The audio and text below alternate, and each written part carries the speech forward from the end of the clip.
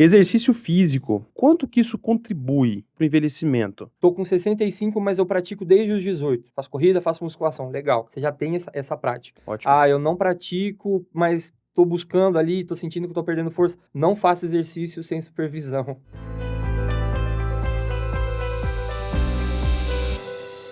Senhoras e senhores, sejam bem-vindos a mais um Qualifísio Cast.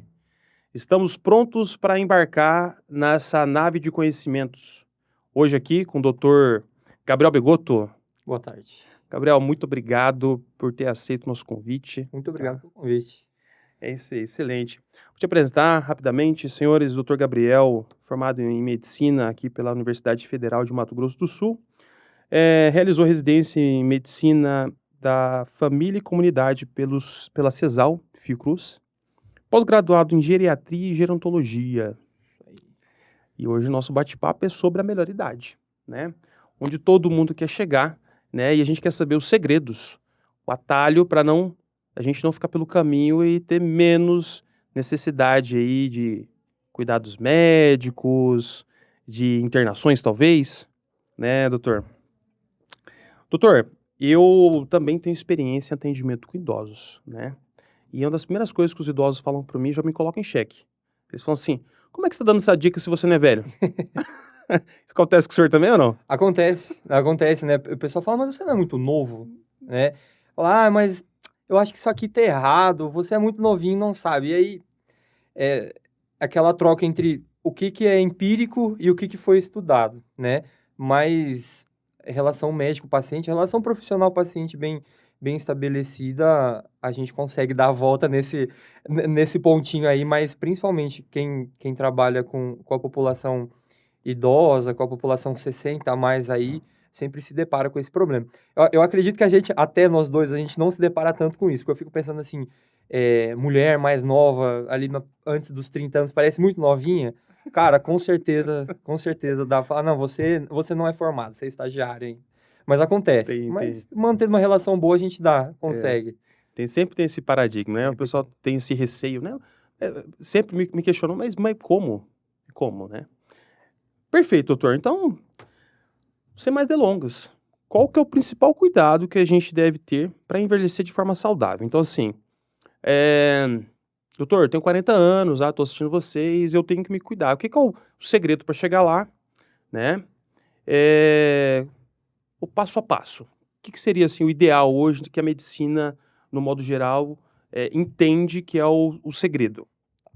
É, o conceito de envelhecimento ativo, né, envelhecer de um jeito saudável, ele, por mais que pareça uma coisa meio clichê, tem que começar antes de você envelhecer, né? Então, se a partir dali dos 60, 70 anos você fala, putz, como é que eu vou envelhecer saudável? Talvez seja um pouco tarde, você vai ter que correr atrás desse prejuízo, né? Então, o quanto antes você se depara com essa preocupação, você pensa, caraca, a partir desse momento, assim, como que eu quero me ver daqui a 40, 50, 60 anos? Eu quero estar com 80 anos, quero estar conseguindo limpar minha bunda, quero estar conseguindo tomar banho sozinho. Independência, né? Hoje em dia é muito mais fácil porque a gente lida com conceitos mais preventivos da assistência da saúde do que só tratativos, né? Aquela mudança de paradigma de que saúde não é só ausência da doença, é um estado de bem-estar multifatorial. Então, eu acredito que é um fator muito mais de prevenção e planejamento que começa, cara, com 18 anos você já tem que estar preocupado como que você vai envelhecer. Não só da questão de saúde, mas financeiramente, relacionamento, saúde mental. Então, tudo começa com o aspecto da prevenção. Assim, ó, todo mundo vai envelhecer, não sei, um acidente, uma doença, enfim, Sim. né? Mas a grande maioria da população vai envelhecer, cada ano que passa a média de idade, ela aumenta, né? A expectativa de vida aumenta, então a gente tem que lidar com essa realidade que a gente vai envelhecer. E a partir do momento que você realiza isso e começa a se precaver, a prevenir, a criar substrato para que você tenha um envelhecimento ativo, isso já começa a trazer frutos. E aí, claro, são vários pilares, mas exercício físico, alimentação, saúde mental, saúde espiritual, tudo isso é uma soma de fatores que tem que ser trabalhado juntos para poder atingir esse objetivo final, né? E financeiramente, administração, enfim, é uma soma, né? Não é só o médico, não é só o psicólogo, é multifatorial, multiprofissional. Tem que ter uma equipe multi por trás mesmo para conseguir atingir esse equilíbrio. Perfeito. Você tocou num ponto importante e falou que a saúde não é só ausência de doença, né? Eh, Se a gente agora alcançar pessoas que são leigas no assunto, você consegue discorrer um pouco mais isso, definir um pouco mais a definição de saúde hoje pra gente? Só pra ficar esse ponto claro, Com certeza. pra todo mundo partir hoje agora desse start aqui, pra essa nossa conversa ser mais profunda. É, isso foi uma prerrogativa da Organização Mundial da Saúde, né? Que mudou o conceito de saúde, porque antigamente tinha que, se você não tinha doença, você era uma pessoa saudável. Ah, então, eu não tenho diabetes, não tenho hipertensão, eu durmo bem, eu sou uma pessoa saudável. Muitas vezes não é só isso, né? Então, trata-se de um estado de bem-estar físico, né? Físico, biológico, mental, psicológico, financeiro, eh, eh, espiritual também. Então, são vários pilares que comportam esse conceito de saúde. Até porque é um conceito relativo. Às vezes eu sofro com algum tipo de dor, uma dor crônica, tenho algum problema articular, não tenho mais nenhum problema, não lido com mais nenhuma doença, eu me considero saudável. Outra pessoa pode lidar com o mesmo tipo de problema que eu e é uma mazela na vida dessa pessoa, ela não se considera saudável. Se considera saudável, desencarrega É, desemboca ali uma depressão, algum isso isolamento aí. social, É. né? Então, é um conceito que, apesar de ele ser amplo, ele é individualizado. Às vezes é como você se sente também. Então, por muitas vezes a pessoa não tem problema de saúde, mas elas passa por algum problema psicológico, um luto, por exemplo, e Sim. naquele momento ela não está saudável, não está se sentindo saudável. Mas se eu for avaliar ela, fazer um exame, fazer um check-up, falar, ó, você tá perfeito, seu nível de colesterol tá bom, sua glicemia tá boa, você dorme bem, come bem, não toma remédio, legal, pra mim você tá saudável. Mas na realidade não. E essa é uma prerrogativa que tem mudado, né? Uhum. É entender a pessoa como um todo, né? O contexto amplo da pessoa, para depois, se precisar fechar esse escopo para algum contexto mais específico, a gente fecha. Isso é importante para o idoso também, porque principalmente eh, n- a gente se preocupa muito com a saúde física, biológica, né? Até Sim. principalmente por causa da medicina, a gente sempre tá. Quando alguém procura o médico, normalmente tem algum problema, né? Ainda é um conceito meio difícil da pessoa procurar e falar assim: ó, eu tô bem, mas eu quero garantir que vai ficar desse jeito daqui para frente. Então vamos fazer uma coisa mais preventiva. Normalmente a pessoa procura quando já tem algum problema, quer resolver alguma coisa. E para o idoso, a gente tem que levar em consideração não só esse estado de saúde física, né? Hoje em dia eu tenho visto cada vez mais diagnóstico de depressão no idoso, isolamento, depressão, ansiedade, e é uma coisa muito estigmatizada, né? Porque até o fato da geração do idoso ali de 60 a mais não aceita um diagnóstico de saúde mental, é muito mais difícil. Difícil porque não é palpável Não é isso, né? "Mas palpável. meus exames estão bons, doutor", né? É. "Olha, eu tenho eu tomo um comprimido, eu não tomo nada, né, não tenho dor de cabeça". Eles associam muito a isso, né? O senhor falou agora em saúde mental, e a gente observa, eu falo de experiência própria, e aí o senhor pode dar o relato do senhor também, eu percebo que me parece que esse isolamento da pandemia, esse período que se afastaram bastante, principalmente os idosos, que eram um público de risco, tiveram as atividades reduzidas, né, principalmente o ambiente domiciliar, a gente percebeu que parece que essa população entristeceu, acho que essa é a palavra, né, parece que eles ficaram mais murchos ali. O senhor percebeu alguma coisa do tipo? Já teve algum estudo relacionado a isso? Alguma coisa da Organização Mundial de Saúde ou até do Ministério da Saúde aqui do país?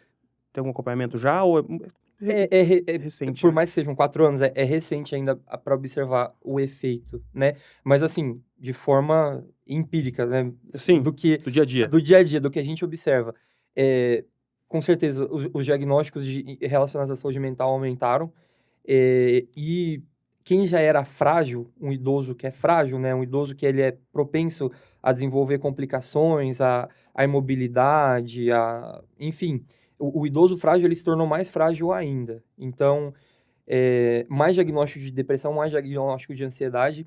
E uma coisa que permeia essa parte da saúde mental do idoso é o fato de que, às vezes, o idoso ele começa a demonstrar sintomas demenciais. Então, Hum, esquecimento, confusão, e aí a pessoa já corre, o cuidador, o familiar já corre atrás pensando, putz, meu pai tá com Alzheimer, minha mãe tá com Alzheimer. Mas quando você vai identificar, vai ver o que tem por trás, na realidade é uma depressão que não foi vista, não foi diagnosticada, é um quadro ansioso que traz esse embotoamento emocional e como, assim, a manifestação é diferente na pessoa idosa também, né? Muitas doenças se manifestam de uma maneira diferente. Começa a se manifestar muito mais como uma demência do que como um quadro clássico de depressão, igual a gente conhece para o adulto jovem, é falta de vontade, tristeza recorrente, e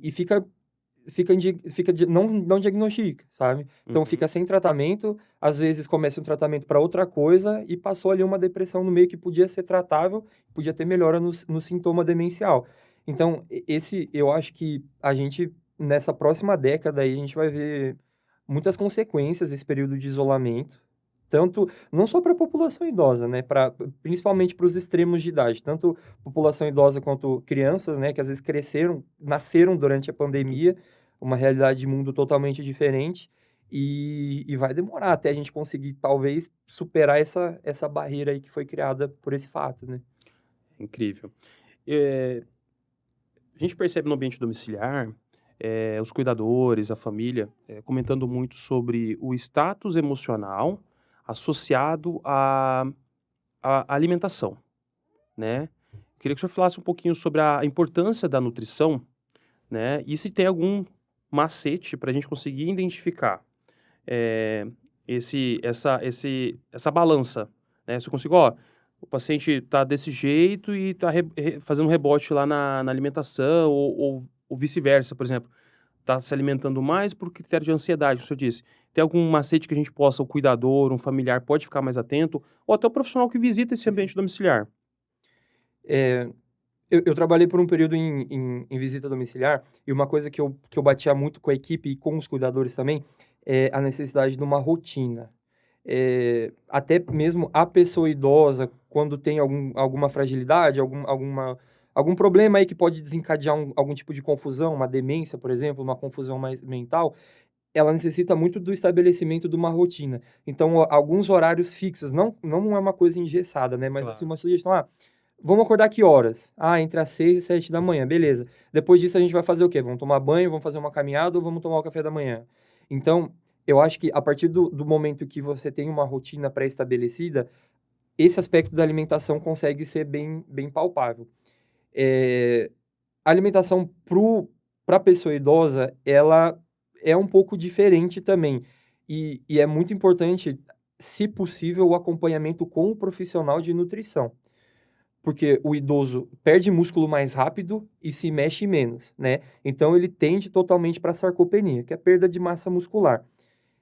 Se ele é sarcopênico, se ele perde a massa muscular, ele tende à imobilidade. Então é uma cascata. Não come, não se alimenta direito, perde músculo, fica imóvel. Ficou imóvel, cara, aí é uma cascata de problema. Sim, Lesão por pressão, broncoaspiração, enfim, aquele ambiente, aquele terror hospitalar, do sim. paciente que é acamado, que broncoaspira, que tem lesão porque fica todo o tempo A infecção deitado. urinária e vai. Vai, vira Ciclo uma bola vicioso, de né? neve, né. Então, esse eu acho que é um ponto importante, assim, a parte alimentar, beleza, a gente tem que ver: tá sarcopênico, legal, vamos aumentar um pouquinho a proteína? Nutricionista, vamos fazer o cálculo, vamos dar um upzinho? A gente pode se beneficiar do uso de uma creatina. A creatina é uma coisa que eu prescrevo muito para idoso que não, claro, não tem contraindicação, assim, mas muito mesmo, assim, até para manutenção da massa muscular. Legal, vamos suplementar? Eu acho que o aporte proteico não tá ficando legal. Vamos colocar um suplemento de proteína? Um mingau, um whey ali, se aceita tomar? A gente tem ferramenta, né? Sim, Pô, ferramenta tem muita. E aí a gente tem que ver, claro, o que que é aceitável pro paciente e o que que tá dentro da realidade, né? Porque a sim. gente sabe que o Brasil é um país heterogêneo pra caramba. Então tem Uhum. pacientes que vão conseguir comprar suplemento alimentar ali importado, europeu, que custa R$ 20 o frasquinho para tomar um por dia o resto da vida. Tem gente que tem problema para comprar carne do dia, né? Sim. Tem que adaptar a realidade. Para trabalhar não somente com atenção domiciliar, mas trabalhar com o paciente, a gente tem sempre que conseguir adaptar a realidade dele. Mas a alimentação é um pilar essencial, tanto para envelhecer bem, quanto para a manutenção dessa saúde durante essa idade, né? A terceira idade. Eu sempre falo para os pacientes, eu falo que a gente está fazendo exercício, né, na fisioterapia, e aí eu falo para o paciente, como que eu vou colocar a máquina para funcionar se o tanque está vazio?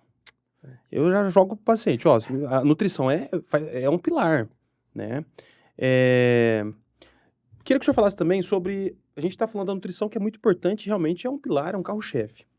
Só que o que aflige bastante os idosos é a sarcopenia, né, que é a perda de massa muscular, e isso está associado, a gente perde massa muscular do corpo inteiro, né? Então, isso engloba também a musculatura da deglutição, Uhum. né? A disfagia, como que macetes para a gente conseguir identificar a dificuldade de deglutição, ou quando esse paciente eu consigo diferenciar, por exemplo, não está comendo porque tem dificuldade, ele engasga, fica tossindo, ele fica constrangido. Tem algum macete que a gente possa observar nisso também?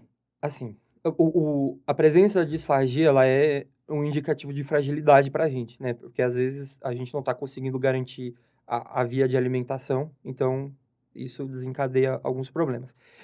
O, a, a avaliação da disfagia, ela é completa, mas ela começa primeiramente pelo estado bucal da pessoa. Então, tem uma higiene bucal legal? Tá usando chapa, tá usando dentadura, observa se tem a higiene bucal, porque às vezes o idoso faz ferida, às vezes tem uma negligência pela saúde Oral? oral e isso desencadeia problemas, né? Então, começa por aí.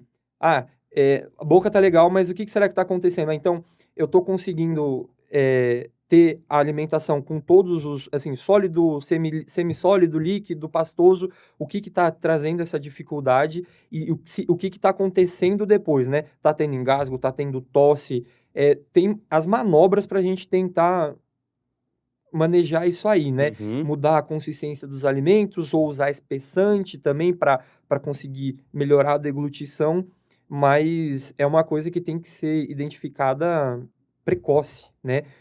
Porque depois, a partir do momento que é uma disfagia avançada, é difícil de tratar, né? É uma abordagem multiprofissional também, físio, fono, nutri, odonto, e não tem um prognóstico bom, né? Quando é muito avançado, a Sim. gente vai procurar vias alternativas, né? Uma sonda naso, uma gastrostomia, é, é uma coisa importante, né? É, e aí também a gente tem que levar em consideração uma coisa que é o tabagismo também, né? O desenvolvimento de lesão cancerosa, boca, faringe, enfim, isso também atrapalha muito, né? E o tabagismo ainda é muito presente na população idosa, né? Não em todo mundo, mas assim, o Sim. idoso ainda fuma bastante cigarro, Os né? hábitos Os não hábitos mudam, né? também. O que a gente observa também, um pouco de prática clínica, é que o idoso, ele tem a mamãe tem uma prótese, mas não, nunca deu problema. Isso que o senhor falou agora é muito importante. Porque esquece que quando ao envelhecer, você perde aquela concentração que você tinha na gengiva, não é mais a mesma. Exatamente. Ele, ele perde também, então automaticamente aquela dentadura que antes era perfeita, encaixadinha, ela Fica começa a ficar com jogo, né? E começa a fazer lesão. E realmente isso aí muda totalmente o status muda totalmente. do idoso, né? Então tá, pensando num idoso que tá 100%, tá alimentado, tá nutrido, o tanque tá cheio, a gente vai colocar a máquina para funcionar. Exercício físico, quanto que isso contribui, né, pro envelhecimento? William, o exercício físico pode ser feito de qualquer jeito, é interessante ele fazer monitorado, quando eu tenho que fazer? Que o senhor deixa de dica pra gente? Essencial. Exercício físico é essencial, ponto. Agora, prática de exercício físico. Tô com 65, mas eu pratico desde os 18. Faço corrida, faço musculação. Legal, cara. Você já tem essa prática. Ótimo. Eu não pratico, mas tô buscando ali, tô sentindo que eu tô perdendo força. Não faça exercício sem supervisão, tá? Por muitas vezes, isso acontece, às vezes, na prática clínica, ali, paciente entre 60 e 70 anos procura falar, ó, às vezes até vem com um acompanhante e fala, muito parado, não faz nada. O que eu vou fazer? Vou levar a caminhar. Falo, cara, começa em casa. Fisioterapia, para trabalhar equilíbrio, mobilidade, começa do zero. Às vezes vale mais a pena ter uma coisa que demora um pouco mais, mas que seja realizada de uma maneira segura, do que botar, vai lá, faz seus 5 km aí caminhando. Tadinho. Então, assim, eu prefiro muito no começo, se ainda não existe essa prática, se não existe a rotina de exercício físico, seja feito em casa, domiciliar. Um fisioterapeuta para te ajudar na mobilidade, no equilíbrio, às vezes um personal, um educador físico para ajudar a montar uma rotina de exercício, pode ser feito em casa. Pegou gosto pela coisa? Legal, agora a gente pode pensar o que a gente vai fazer depois.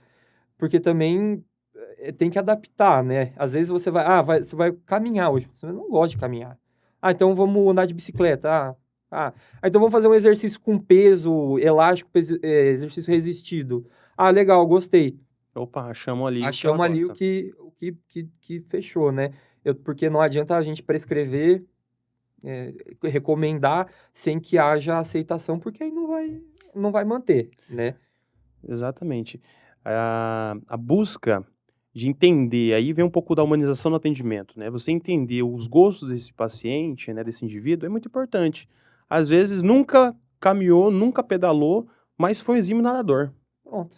A gente acha a praia dele, né?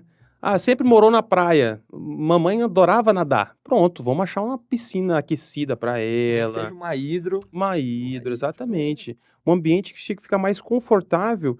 Eu sempre digo, né? E a gente volta no começo da conversa de falar que o bem-estar, né, e definição de saúde passa por um ser biopsicossocial. Então não adianta eu estar fazendo fisicamente, melhorando esse paciente e você tá arrasando ele, que ele acha, putz, isso aqui é uma droga. Droga, tá enchendo. É a pior hora do meu dia, a hora que eu tenho que fazer isso.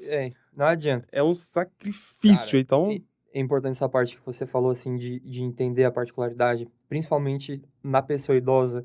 Tem esse conceito de que a pessoa idosa é muito teimosa, né? E, e isso já entra um pouquinho no conceito da rotina, de às vezes você querer fazer uma adaptação, mudar um hábito, introduzir uma medicação nova, introduzir uma terapia nova que bate de frente ali com uma rotina que a pessoa tem há 15, 20 anos. Nossa, E não adianta querer fazer de um dia para o outro. Não. O trabalho é sempre a longo prazo. Não adianta, porque se você bater o martelo, se te falar é assim do meu jeito, não vai para frente. Desiste, você perdeu seu paciente ali. Perdeu o paciente, se essa é a conduta que seria assertiva, a gente vai perder Perde ela. a conduta. É desse E às vezes depois se cria até uma resistência, Não, né? perfeito. Mas aquele médico me passou aquilo, eu não gostei, então... Não sabe de nada. Não sabe de nada. Eu falei que eu não sabia. Eu falei que eu não sabia, né? Eu tive um paciente, o senhorzinho já, mais de 90 a mais, né? E o senhorzinho sempre trabalhou, morou em fazenda, aquela rotina de acordar 4 da manhã, né? Eu fui avaliar ele e tal, ele teve um problema de pneumonia e tal, fui avaliar ele, tudo certo. O paciente, vamos definir o horário aqui da sessão do senhor. Tudo bem, te espero 6 horas da manhã. Aí eu falei, não, calma aí, moço. Peraí. Escutei. Ele foi contar a rotina pra mim. Não, que eu acordo 4 horas da manhã, 4h15 eu já passei meu café. E aí lá pelas 5, já varri o quintal. E aí 5h30 já tô livre. Você pode vir. Aí 6 horas já faz. Quanto tempo que é? Eu falei 1 hora. Ele falou assim, então. Aí 7 horas já tô livre já vou começar a mexer com as coisas pro almoço, pra já minha véia. Aí eu falei, não tem condições. Eu atendi ele 6h30 da manhã. Mas assim, mudou muito a rotina dele, ele ficou muito bravo. Então assim, a gente observa que tem essa particularidade das pessoas mais antigas terem sua rotina, né? Eu sempre falo para as pessoas, né, quando a gente tá em aula e tudo mais, eu falo assim, você quer um exemplo de que a gente tem muito hábito muito forte? Eu falo assim, você chega no hotel, acabou de chegar no hotel, dá 10 minutos, o quarto de hotel tá igualzinho ao seu quarto. Se organizado, vai estar organizado. Do mesmo jeito. Você vai no banheiro, já tá lá a escova de dente no lugar, tá tudo organizadinho, porque nós temos nossas particularidades, nós temos nosso jeitinho, vai se adequando do jeito que você gosta. Então não adianta você impor no paciente de um dia pro outro, agora você vai acordar agora, vai ser tal horário, eu vou dormir até 10 horas da manhã. Não, agora vai acordar às 7, vai tomar banho às 7h30 E outra coisa também que entra nessa parte é a inversão de papéis, por exemplo. Ali a pessoa idosa mora com um filho, filha, que toma o papel de cuidador. E aí inverte o papel. Então, quem cuidava passou a ser cuidado e quem era cuidado passou a ser cuidador. E isso acarreta um pouco, em algumas pessoas, claro, não é uma regra, uma sensação de estou incomodando, principalmente na pessoa idosa. Então, e a pessoa mais nova, que é o cuidador ou familiar, enfim, ele acaba, quando ele assume essa posição, ele acaba sendo muito mais diretivo, fala assim, é do meu jeito, Sim, não mais mais impositivo. impositivo, não deixa a coisa mais flexível para a pessoa se adaptar, e o idoso naquele contexto, muitas vezes, ele se fecha naquele movimento de eu estou incomodando, eu sou um fardo, eu não produzo mais, eu só dou despesa, eu só dou trabalho, eu tenho que me levar no médico, tenho que me levar na terapia, enfim. E isso é uma coisa que tem que ser abordada também, porque é muito comum, né? Ou é desse, ou é assim, extremos. É do meu jeito, o paciente chega igual, Uhum. 5 horas da manhã eu tô pronto e é isso aí, ou ó, eu acho que não dá, porque senão vai atrapalhar a rotina aqui de casa, minha filha não gosta. Então, é particularidade, né? Tem isso aí, mas essa inversão de papel, quando acontece, ela é muito delicada mesmo, porque ela traz um aspecto de introspecção bem delicado para o idoso, assim, sabe? Também tem que...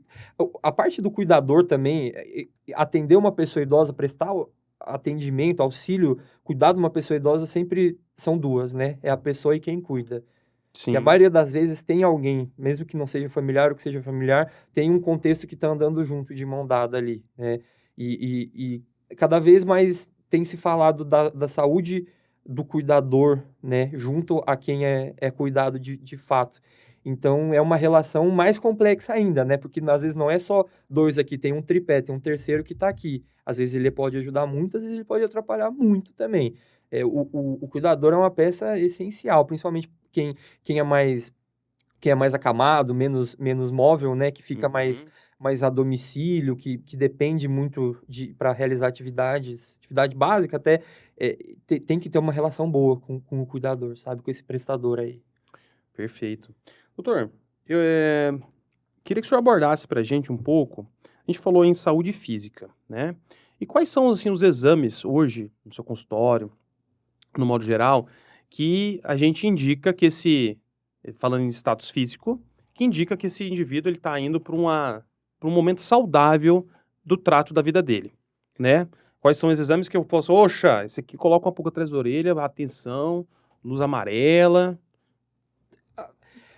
Assim, aquela parte que a gente fala do exame de rotina, né, Sim, isso.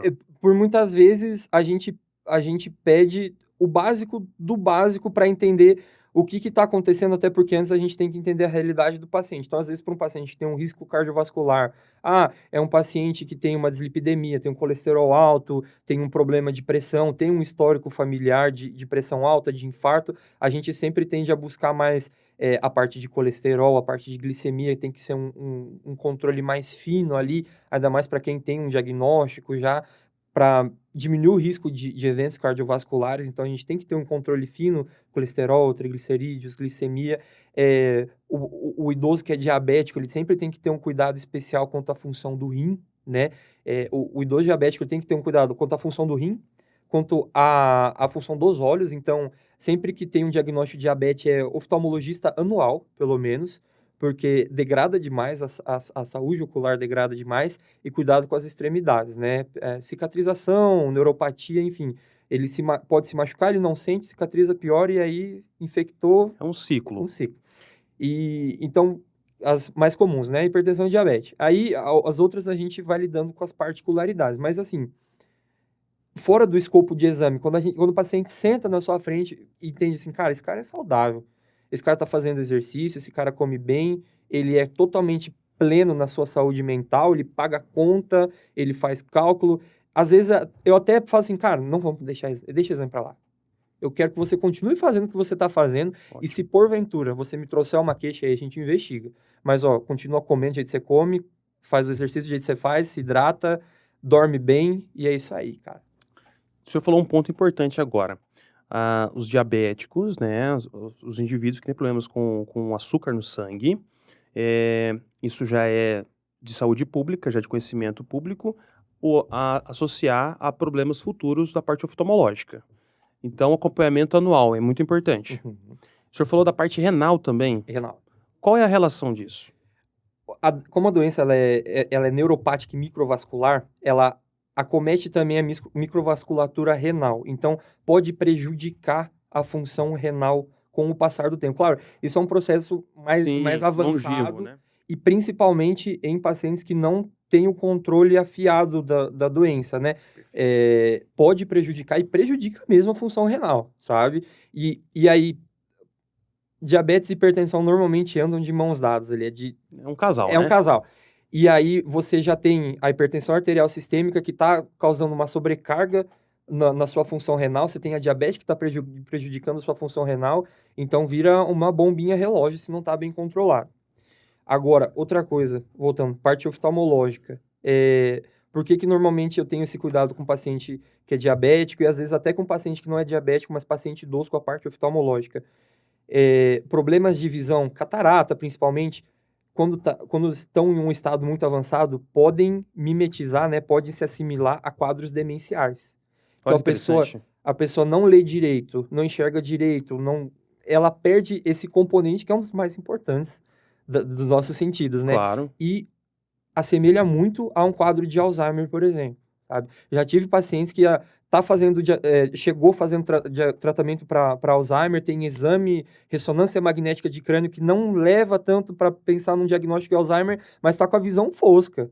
Assim, cara, o problema não está aqui, o problema está aqui. Se não tratar isso, se não recuperar essa parte da Uhum. visão, vai continuar deteriorando. Porque aí fica com medo de sair de casa, porque não enxerga direito. Claro. Não lê, não consome nada, não consome estímulo visual. Certo? Não Uhum. estou falando da televisão, mas às Sim. vezes, assim, um livro, um exercício cognitivo ali, um caça-palavras, Certo. não consegue conversar. Hoje a gente conversa muito no celular, né? Não Perfeito. consegue nem ver aqui, às vezes, se um grau de catarata avançado, não consegue nem mais ver o familiar direito, a gente fica pela voz. Isso gera uma fragilidade gigantesca, gigantesca. Então, é muito importante a saúde oftalmológica da Perfeito. pessoa idosa. E a gente pode ainda associar o risco de queda, né? O senhor falou do ambiente domiciliar, né? De restrição, de não sair. A gente pode associar risco de queda, É o pesadelo né? de quem cuida de idoso, né? Deus me livre, né? Se a gente conseguisse fazer uma casa blindada a quedas, né? De almofada. Perfeito. A gente observa que o idoso que não consegue ter esse campo visual muito bem, ele muda totalmente o comportamento dele. Recentemente, eu tenho até uma paciente atualmente que eu atendo, e ela, por conta já de quadros de AVE, né? Ela perdeu um campo visual importante. E eu percebi, eu acompanho ela há 7 anos já. Então, assim, eu conheço ela desde o primeiro. Ela já teve mais 2 depois. Então, a gente observa que ela mudou até o comportamento dela. Então, ela ficou mais agressiva, né? Ela ficou mais arredia, né? Então, ela não reconhece pela voz, aí ela tenta entender quem que é, aí você fala, e ela... Então, muda totalmente esse campo visual. Isso que o senhor disse agora, desse passo a passo, é extremamente importante. E, às vezes, é um feeling que a gente precisa para dar um estalo em quem tá cuidando, né? A gente aborda tudo. E às vezes é reversível, né? Isso que é bom. Grandes partes, né? A gente pode ter cuidado, né? Não chegar nesse ponto. O senhor comentou, dentro de todo esse discorrimento que o senhor falou agora, falou um ponto importantíssimo e é crucial. Idoso e sede. Eu não conheço não conheço nenhum idoso que gosta de água. Falar, eu tô com sede, mas que vontade de tomar um copo d'água. Não conheço nenhum. E aí, qual que é o macete, o segredo que... Por que idoso não sente sede? Já começa por aí. É mais uma questão do hábito. E assim, aquela metáfora do organismo, assim, da máquina e do combustível, né? Aham, Às vezes está trabalhando numa potência subóptima, aham. então eu estou utilizando menos combustível, sabe? Mas isso não muda o fato de que a gente precisa de um aporte adequado de hidratação, ainda mais, por exemplo, aqui em Campo Grande, que a gente botou o pé fora de casa, tá suando. Então, É tem verdade. essa parte da adaptação fisiológica mesmo, que não somente a pessoa idosa, qualquer pessoa aí, você deixa numa restrição hídrica, 1 litro de água por dia, vai ter um momento que a pessoa o organismo ele vai se adaptar. A gente é muito maleável, né? E então a pessoa já toma pouca água, ela vai tender a manter esse hábito. Tem também os aspectos, assim, por exemplo, da nossa pele, né? Da nossa troca de gases, a gente sua bastante da pele, a pele do idoso ela é mais frágil, então acontece uma mudança também nessa parte de suor. Às vezes as doenças crônicas também fazem com que ele retenha mais líquido. Vários motivos que podem causar essa inadequação do aporte hídrico, mas, igual você disse, é extremamente importante. Então, assim, estratégias sempre deixar alguma coisa à vista e sempre oferecer. Porque com certeza vai ter gente que, se você não oferecer, a pessoa vai ficar o dia inteiro sem tomar um copo de água. E isso não é só para pessoa idosa, não, para qualquer pessoa. A pessoa Sim. liga automático ali das 7 às 7, quando viu, putz, eu não tomei nem um copo de água hoje. Passou em branco. Passou em branco. Então, o fato só do estímulo visual já gera uma lembrança e até a sensação da sede, até o reconhecimento de que a pessoa está com sede, né? E outra coisa também é que, por muitas vezes, por exemplo, meu pai, ele não sente muita sede, mas ele vive comendo. Às vezes, o corpo está interpretando a sensação de sede como fome. Então, tá Olha comendo, aí. tá comendo, tá comendo, tá comendo, e quando na realidade tá só precisando de um aporte hídrico, tá precisando de uma água, de uma hidratação mais adequada para poder fazer esse equilíbrio. Não adianta muito assim fazer troca, gente. Tereré não conta na conta de água diária, tá? É água mesmo. Suco também é difícil entrar porque muda de diurese, tereré, enfim. Todo mundo que toma tereré corre pro banheiro rapidinho. Chimarrão pode, né? Não. Não? Não, também não. Poxa vida, olha aí. É, Os gauchinhos de plantão não. já era. Poxa vida. Água, água. Água, água. Água, água. Pelo menos aí, bota um cálculo bom de 20 a 30 ml por cada quilo de peso, tá? Isso Pro pro idoso. pro Isso. né? Pra gente pode botar uns 40, 50 que a gente vai bem. Tá. Então é simples o cálculo. O doutor falou, pro idoso, né? Você vai pegar o peso do idoso que tá na casa, né? E você multiplica. É isso, né, De doutor? 20, por De- 20, por 30. De 20 a 30. Então você coloca um cálculo vezes 20, né? ml ali. Dá E uma ou vezes quantidade 30. E aí você tem uma estimativa de quanto seria o ideal de água. de água para ele Porque consumir. em outros, fruta, outros alimentos, a gente consegue absorver um pouquinho de água Sim. também, mas esse cálculo é só para água mesmo. Aí o resto, né, vai do resto da alimentação. Perfeito. Isso, claro, para assim, paciente que às vezes não precisa ter uma restrição, né? Isso. No geral, para a população em geral. Saudável, né? Não aquele que tem problema renal, que tem aí problema já- cardíaco, né? Aí já muda. a Já conversa. muda a conversa. Mas idoso, via de regra, eu já escutei de vários idosos, né? Ah, mas a água parece ter um gosto ruim, parece que não desce, aí prefere o chimarrão, o senhor falou, prefere o tereré, né, como bebida tradicional daqui, prefere às vezes chás, né? Então, e tem uma colega cardiogeriatra, né, que eu acompanhei ela num projeto, aqui no hospital em Campo Grande há muito tempo, com um idoso, ela sempre dava dica de água saborizada, né? Colocar algum tipo de um hortelã, uma fruta, Uma um fruta. abacaxi, uma laranja, para dar um gostinho, Isso, para ver se ele deixa mais estimulado, isso. né? É uma boa estratégia. Porque, assim, uma coisa que eu tenho muito medo é o tal do chá.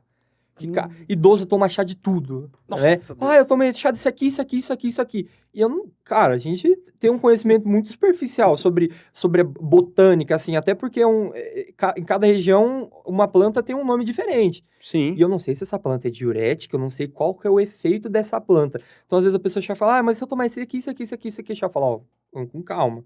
Eu não sei o que isso pode acontecer. Então, vamos ir para um lugar que a gente sabe o que vai dar, o que Sim. vai funcionar, porque o chá às vezes dá medo. E outra, né? E às vezes o que deu certo pro colega é que ela pegou a receita de uma vizinha ainda, né? Não, a vizinha trouxe a planta, já falou, Trouxe a planta ferve esse pra mim. aqui, Antigamente ainda levava, hoje em dia manda foto no WhatsApp, né? Mandou pega a esse aqui foto. na rua. É tipo isso. E é bem preocupante, né? Às vezes a gente tá brincando aqui, mas é claro que o organismo, cada um reage de um jeito. A gente não sabe a potência que esse tipo de Como que medicamento... dilui. exatamente. Quanto que você vai repercutir no organismo, né? Então, assim, é muito empírico mesmo, é muito achismo, E a né? maioria das vezes é tudo verde, pra pessoa confundir uma É. coisa pela outra. Pegou a planta errada. Puxa vida. Tem déficit de visão. Pegou a planta errada. E viu como é bom cuidar da saúde dos olhos? Visual, né? Escutou diferente do que falou, era 1 litro, era 100 ml, fez 1 litro. Aí litro, já pronto, era. aí e por aí vai, Tá feito. né? Tá certo. E aí a gente passando por essa fase da hidratação, e o senhor falou num ponto importante, que é a qualidade de pele do idoso, Isso. né? Então a gente percebe que o idoso, ele tem uma pele um pouco mais fina, né?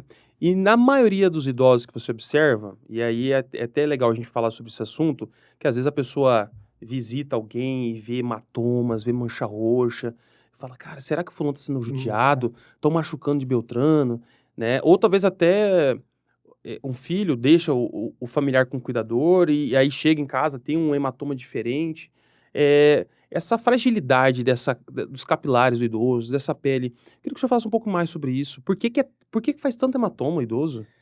É, você falou a palavra certa, é fragilidade mesmo, assim, até pela quantidade como a quantidade de renovação celular ela tá mais prejudicada, então todos os tecidos eles ficam mais frágeis, mais frágeis, mais fracos mesmo, né? Perde tanto em qualidade quanto em quantidade. Então a pele ela fica mais fina e mais fraca e gera esse fato dos hematomas, por exemplo. Às vezes, quem nunca frequentou um ambiente hospitalar vai visitar um idoso que está numa UTI ou está numa internação prolongada, tá virado em roxo.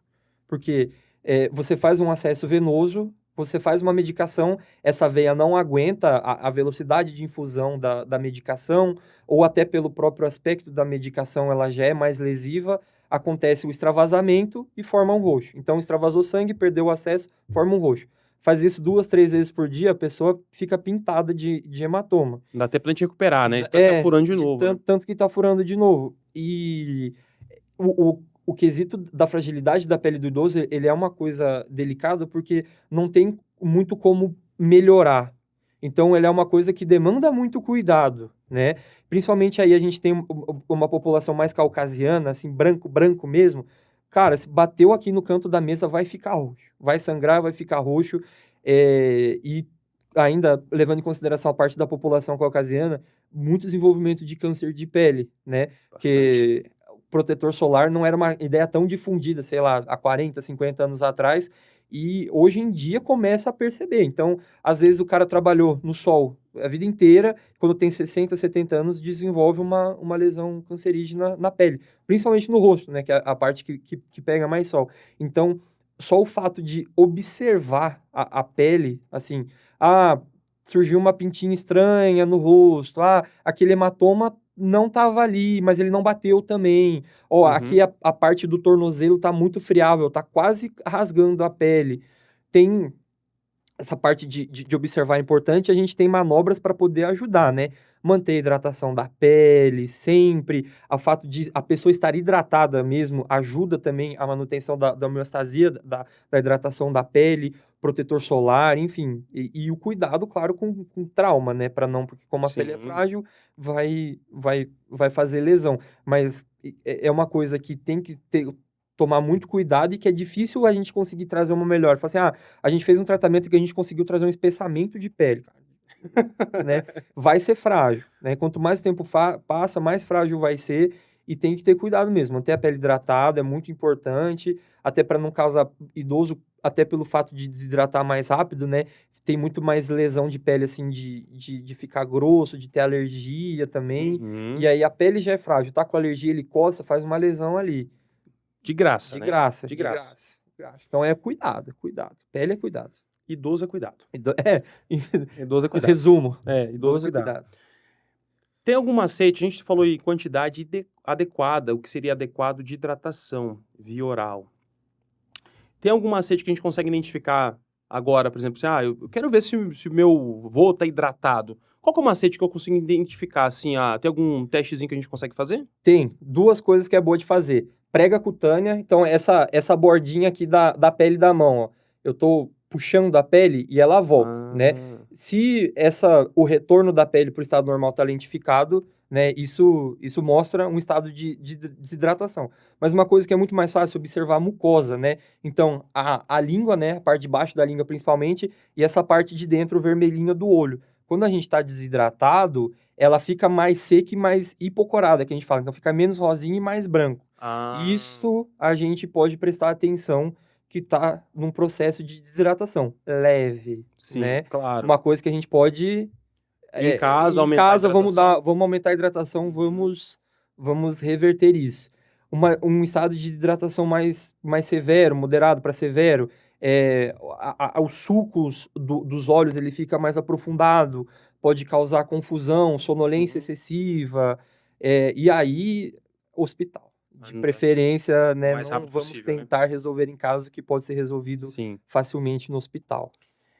O pessoal associa muito também, né, a coloração da urina, Também, né? também. Qual que é a cor, assim, que a gente precisa, ó, alerta, isso que o senhor falou agora, por exemplo, olho mais fundo, desorientação, hospital. A gente consegue também ter algum norte através da coloração da urina, isso para pessoal que tá em casa cuidando no dia a dia. Consegue. É uma coisa que às vezes não falo muito, porque depende também, por exemplo, às vezes idoso é hipertenso, toma diurético. Sim, Então a urina sempre vai estar clarinha, e por mais que ele esteja desidratado, desidratado. às vezes toma um complexo vitamínico, ele tem um complexo B, a urina sempre vai estar bem amarela. Mas por via de regra, a urina ela tem que ser um amarelo clarinho, né? Uhum, Pega assim, a gema do ovo é amarela demais para a urina. A gema do certo. ovo é amarela demais, mas também a urina não precisa ser branca igual água. Aí tá hiperidratado já. Tá, Então ela tem que ter um toquinho de amarelo, assim, uma coloração, um suco de laranja bem diluído, sabe? certo. Mas é particular também por causa desses fatores, assim, sabe? Uhum, É, a frequência de urina, de urese também a gente pode levar em consideração, né? Quantas vezes que vai, por exemplo, assim, ó, meu pai tá indo uma vez só urinar por dia. Cara, tem alguma coisa errada aí. Ou ele não tá se hidratando bem, ou tem alguma coisa, às vezes, principalmente homem, cuidado com a próstata também, sim, né? Ah, ele sim. acorda demais. Paciente idoso masculino acorda demais para ir ao banheiro à noite. 4, 5, 6 vezes. Não tem nada da próstata, vale a pena procurar, porque pode ser que tenha, né? Principalmente o homem aí acima dos 45, cara, vai atrás para Precisa dar uma cuidar. olhada nessa próstata aí.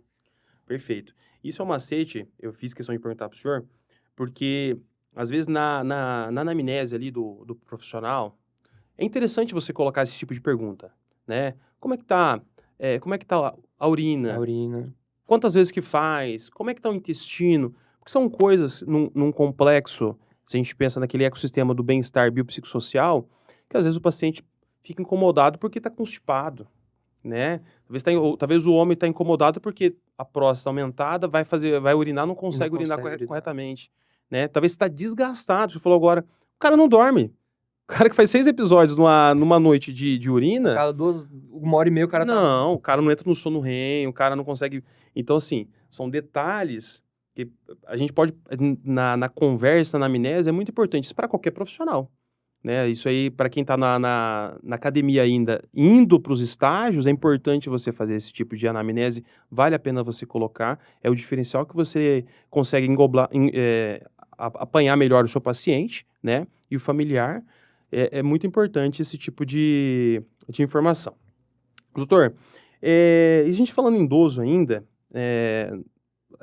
conceitos antigos, né, e chás e tudo mais, o pessoal fala bastante, né, de vinho e longevidade, né, a bebida aí fala que ela é a bebida da juventude, que tem essa capacidade. Qual que é a verdade sobre o vinho, essa bebida? O que que tem de mito? Cara, estigma alimentar, cada semana sai uma notícia nova, né?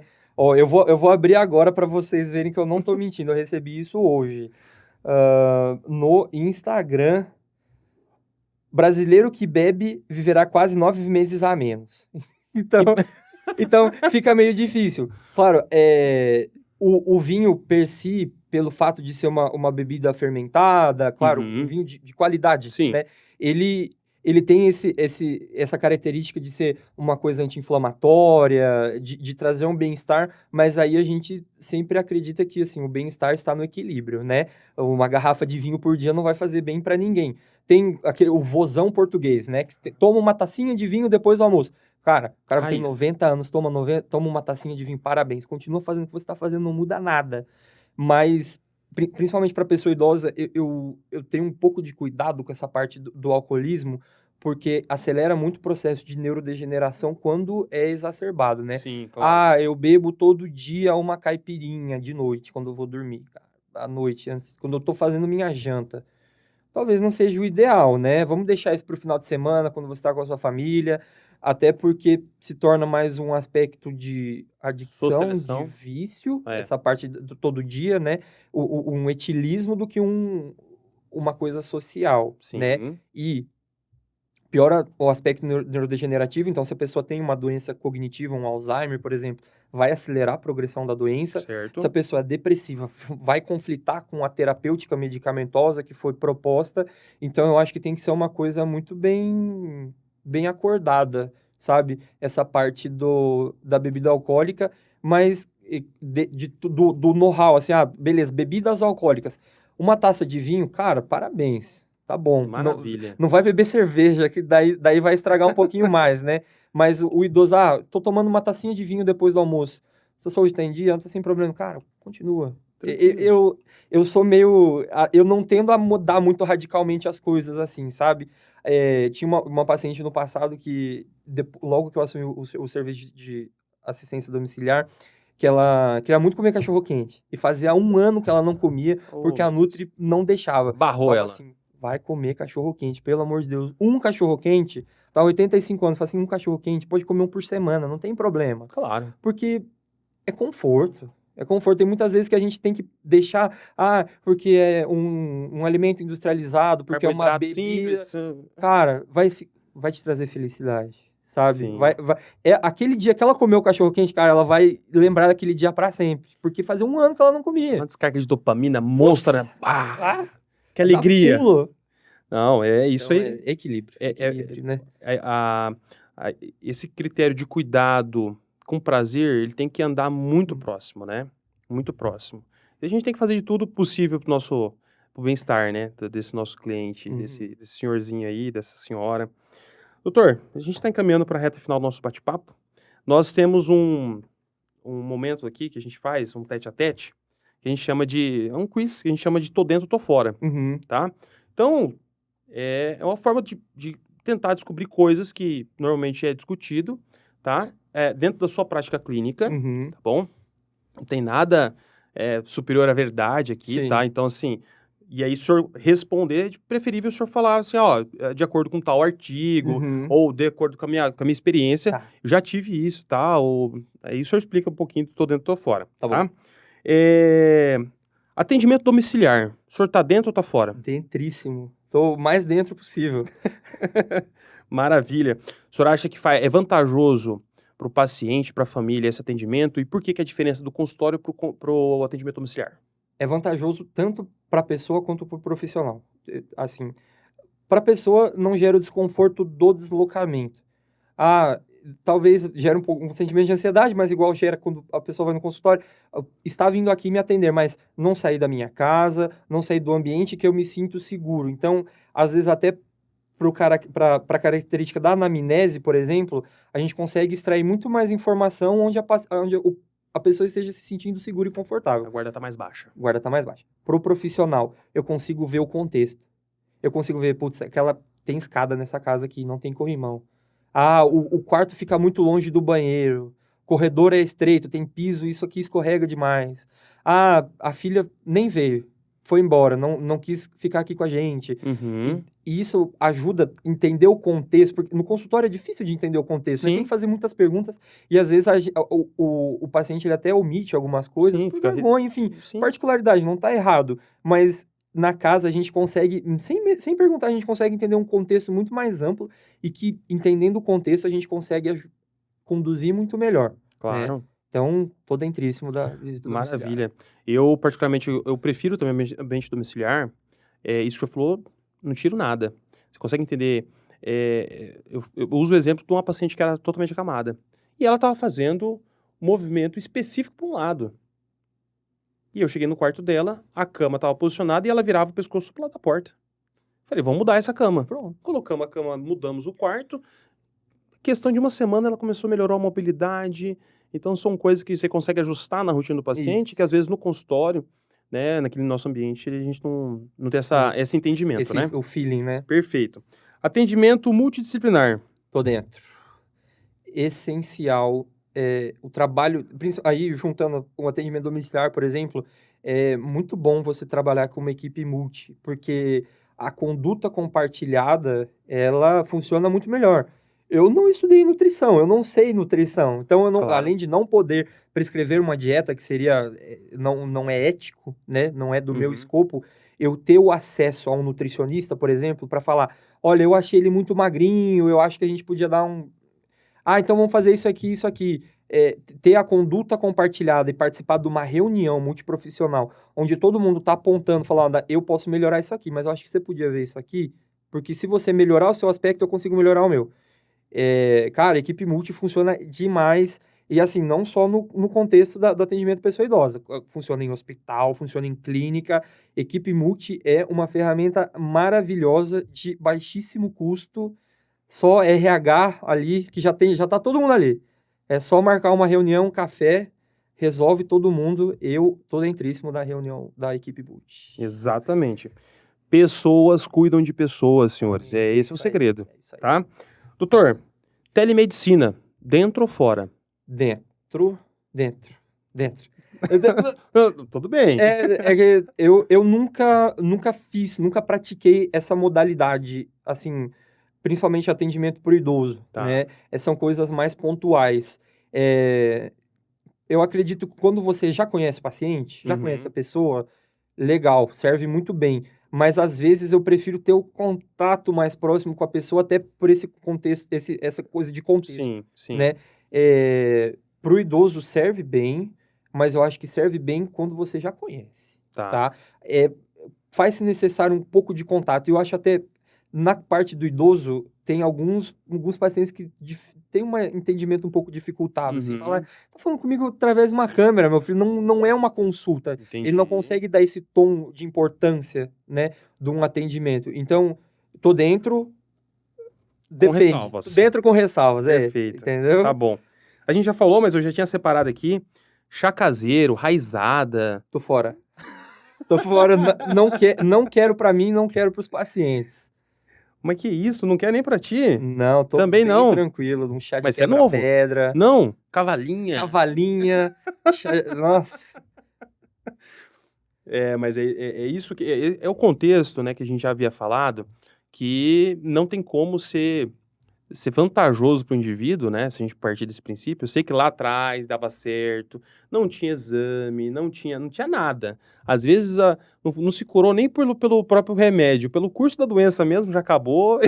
Mas deixa eu fazer um disclaimer aqui, eu tô me colocando totalmente contra. Claro. Eu falei que às vezes eu não sou muito incisivo. Claro. Mas, por exemplo, às vezes você vem falar, eu tenho uma dor no joelho e aí eu tomo um chá da erva que trata reumatismo. Eu falo, legal, toma um pouquinho, mas vamos fazer isso aqui junto? Sim. Né? E adaptando, porque aí a partir do momento que a pessoa vê que o que você colocou a partir daquele ponto tá dando resultado, às vezes a outra coisa fica de escanteio, Sim. sabe? É aquele negócio da conduta incisiva. Se você cortar e pegar ali na veia da pessoa, cara, acabou sua relação. Acabou sua relação ali. Então, eu sou contra, mas a gente vai devagar. Tem que ter cautela, né? Tem que ter cautela. Musculação. A favor, tô dentro. Olha aí que Treinamento maravilha. resistido para pessoa idosa. Totalmente dentro. Adoro, gosto muito. Com profissional capacitado, sempre. Não, jamais ia falar para um paciente meu entrar sozinho na academia, pegar 150 quilos no supino reto, que ninguém pega, né? Mas é a modalidade de treino que eu particularmente mais gosto. E, cara, o caminho mais fácil para manter a massa muscular, né? Um exercício não somente aeróbico, não vai gerar somente perda, né? O estímulo do treinamento resistido é o que mais facilita a construção e manutenção de massa muscular, que é uma coisa que eu quero muito para que o meu paciente tenha, né? Que eu quero proporcionar para o meu paciente. Então, claro que tem essa parte, assim, da particularidade. Eu quero fazer natação, quero fazer ginástica, legal. Faça alguma coisa. Mas se eu pudesse passar para todo mundo, se eu pudesse prescrever treinamento resistido de força, vai levantar peso. Vai levantar mais que o peso do seu corpo. Porque algum dia você vai estar sentado na privada e não vai ter força na perna para levantar. Então, exatamente. Cara, é minha modalidade preferida. Se todo mundo gostasse disso no mundo, o mundo seria muito melhor. A gente consegue proteger a massa muscular que você tem, você consegue preservar as articulações com um exercício bem executado e acompanhado com pessoa qualificada, né? Melhora a parte cardiovascular, a gente tem melhora e disparos de hormônios do prazer. Exato. Então só tem coisas boas. Musculação é o caminho.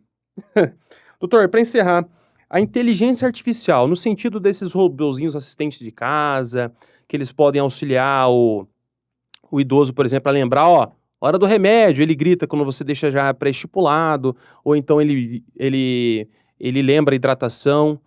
Isso, dentro ou fora? Dentro. Dentro. Não adianta a gente fugir de uma coisa que não tem escapatória, né? Então, a gente tem que se adaptar.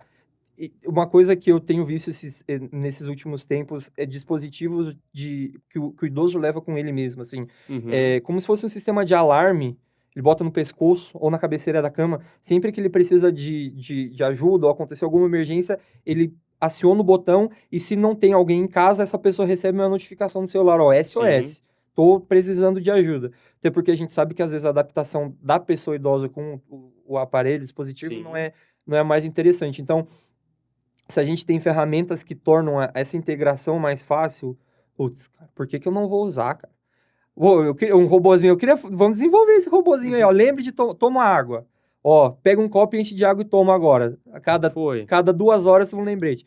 Coisa linda. Eu sou dentro, não tenho nada contra. Nesse sentido que você falou aí, ajudando o nosso trabalho.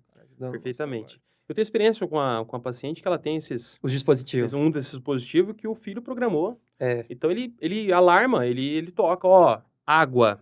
Cara, maravilhoso. Não, um dia eu tava a primeira vez que eu cheguei na casa dela, o negócio gritou água, eu pensei que ia cair em mim, né? Não, aí... Ah, não, é meu filho que programou esse negócio. Eu nem sei onde tá, ela falou. Tá escondido. Mas tava pra não mexer, né? Tava na hack. Ela que não observou. Tava atrás da televisão. E ele programou para comprimido, enfim, são coisas importantíssimas, né? Então, assim, isso que você falou, não tem como escapar do óbvio.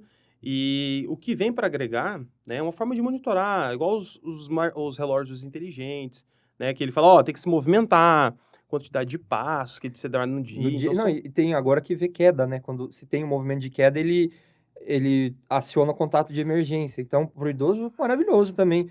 Que é o que a gente mais teme, né? Se a gente consegue identificar uma queda de uma maneira muito mais precoce, a gente consegue intervir de uma maneira mais precoce. Legal. Super a favor. Ótimo. Doutor, bate-papo excelente, agradabilíssimo. Eu espero que tenha sido confortável também para o senhor. 100%. Bate-papo sempre é interessante, porque a gente vai tirando dúvidas, vai surgindo ideias, né? Uhum. E a gente observa que as pessoas a gente tá envelhecendo, tá caminhando para isso, mundialmente falando, né? Nossos idosos cada vez mais produtivos, são mais saudáveis, né? Comparado aos mais antigos, até porque viviam menos, né? Os mais antigos. A gente observa que esse é o caminho e o profissional do futuro vai ser o geriatra, né? Todo mundo vai ter seu geriatra. Vai ter de estimação. Perfeitamente. E sempre a gente encerra nosso programa se eu deixar uma mensagem. Então, assim, a gente cria um cenário hipotético que que existe um grupo de WhatsApp onde tem todos os cuidadores, né? Todos os familiares que têm idosos ou tenha todos os idosos nesse grupo de WhatsApp. E o senhor pode deixar uma mensagem para esse pessoal. Então, uma mensagem do doutor Gabriel para as pessoas que têm idosos em casa, cuidadores, técnicos de enfermagem, o pessoal da saúde, né, no modo geral. Que mensagem seria essa voltada para esse público? Para quem cuida, a primeira coisa que eu falaria, estejam bem para cuidar bem. Então, quem cuida e não está bem, não vai conseguir transmitir o cuidado. Não vai conseguir... Porque o cuidado, ele não é só uma parte profissional. O cuidado, ele vai além. Ele tem um vínculo. Né? Tanto a gente, com os pacientes, a gente cria vínculo, mas quem está na casa da pessoa todo dia, seja familiar ou não, tem um vínculo muito mais estreito. Então, se você entra no ambiente e não está bem, você não vai transmitir coisas boas para quem você cuida, tá? Então, esteja bem para cuidar bem. E lembre-se que em algum dia você pode ser o cuidado, né? Olha aí. Trate bem para ser tratado bem.